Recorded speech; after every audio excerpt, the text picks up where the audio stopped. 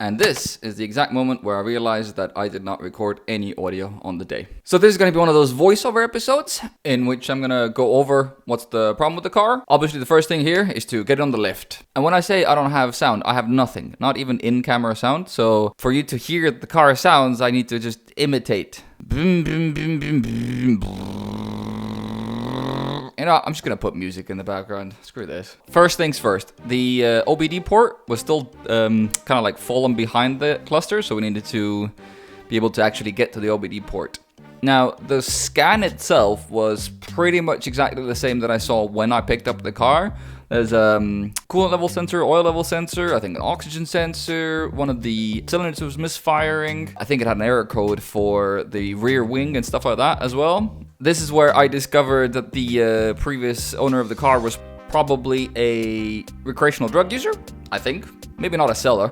And this is me trying to explain to the guys what those cans are, basically nitrous and how they work. Because the car ran rough when I picked it up, the first thing I did was actually order myself an ignition coil, because the OBD scanner revealed as well that one of the cylinders wasn't firing properly, so my natural presumption was that it's going to be one of the ignition coils. Here I am trying to figure out which one it was, and I think I got the right one, but theoretically it's always going to be better to do all of the ignition coils at once. Anyways, up the car goes. So first thing we already spot is that there's a little bit of a leak underneath. Later on I'll see that it's both the lower and upper seals, just a little bit, plus the coolant, enough to keep it all slightly moist. Notice that the muffler has quite some extensive damage. And it does not look accidental. So it looks like they've been trying to cut something off. But the joke's on them, because the catalytic converter is actually at the front, right there. So they were trying to cut off the resonator. And there's a few more holes, as you can see, on the sides of it. We also had a look at the custom welding that they did on the muffler, which, yeah, might need some rework. The car also has, surprisingly enough, a towing hook. But yeah, that muffler, I mean, we gotta get a new one for that one. Just the size of it is just insane. The brakes looked okay, the suspension mostly okay, but this is an interesting one. The stability bar, roll bar, has no linkages, so it's not stabilizing anything. So as I mentioned, the oil pan's gonna need a new seal. I think that's a silicone seal. There's also coolant leakages on the lower parts of the engine, so that needs to be looked into. Lots and lots of small body things, right? Missing logo, tiny little front wing, you know, the door, rear wing. This hood scoop that just glued on, that's just gonna come off. There's no question about it. We'll deal with like the repaint of the hood later and polishing and smoothing it out.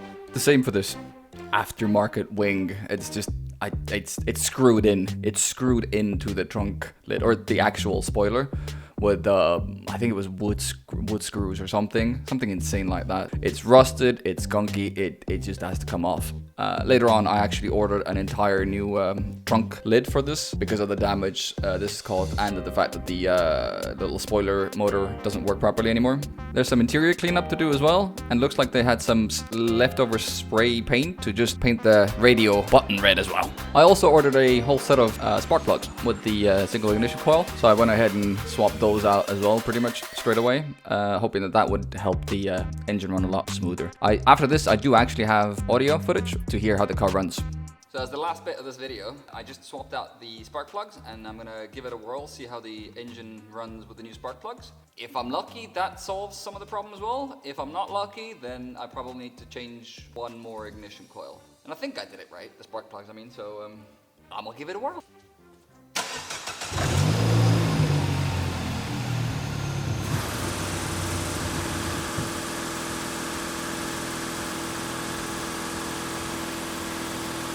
The timing.